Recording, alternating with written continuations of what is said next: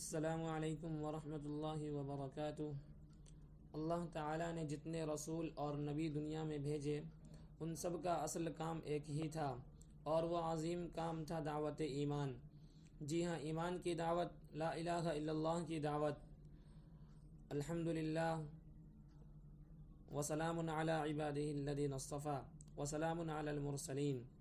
اگر کوئی مسلمان چاہتا ہے کہ اس کا ایمان مضبوط ہو اور اسے ایمان کی مٹھاس اور حلاوت نصیب ہو، اور اسے ایمان اور اسلام کی قدر اور شکر نصیب ہو، اور دین اسلام اور ایمان اس کی اگلی نسلوں میں جاری رہے، اور اس کے نامہ اعمال کبھی ختم نہ ہونے والی بھاری نیکیاں ہمیشہ لکھی جاتی رہیں، اور اس کو ایمان پر خاتمہ نصیب ہو، تو وہ مسلمان دعوت ایمان کو اپنا لے، اور وہ کافروں کو اسلام کی دعوت دے، اور دعوت کے اس کام کو وہ اپنی ذمہ داری اور سعادت سمجھے، اسے انشاءاللہ یہ ساری نعمتیں اور مزید بھی بہت کچھ حاصل ہو جائے گا۔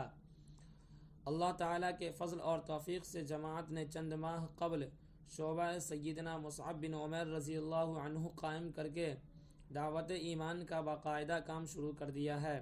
ابھی یہ کام بالکل ابتدائی مراحل میں ہے، مگر اس کے باوجود اللہ تعالیٰ کی رحمت اور نصرت ایسی نصیب ہوئی ہے کہ صرف گزشتہ 3 دنوں میں 3 افراد دائرہ اسلام میں داخل ہو چکے ہیں۔ اللہ تعالیٰ انہیں نور ہدایت اور استقامت عطا فرمائے۔ اس طرح الحمدللہ ثم الحمدللہ شعبہ قائم ہونے کے بعد اب تک 113 افراد دین حق، دین اسلام قبول کر چکے ہیں۔ یاد رکھیں، دعوت ایمان کا کام کمزور ہونے کی وجہ سے امت مسلمہ بہت نقصان اٹھا رہی ہے۔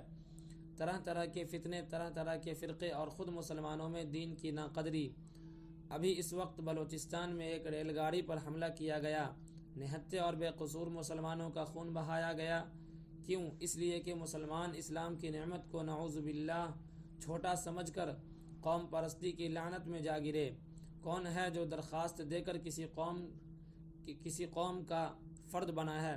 اللہ تعالیٰ نے جس کو جہاں چاہا پیدا فرما دیا، پھر قوم پرستی کے نام پر مسلمانوں کا خون بہانا کیسے جائز ہو گیا؟ مسلمانوں، دعوت ایمان کی عظمت کو سمجھو، اسلام کی قدر کو پہچانو، اور روئے زمین کے ایک ایک فرد تک دین اسلام کی دعوت پہنچا دو۔ آج اگر دنیا کے صرف 10 یا 5% مسلمان بھی دعوت ایمان اور جہاد فی سبیل اللہ کو اپنا کام بنا لیں تو صرف چند سال میں مسلمان دنیا کی سب سے بڑی طاقت اور ترقی یافتہ قوم بن سکتے ہیں۔ فقط والسلام، خادم لا الہ الا اللہ محمد الرسول اللہ۔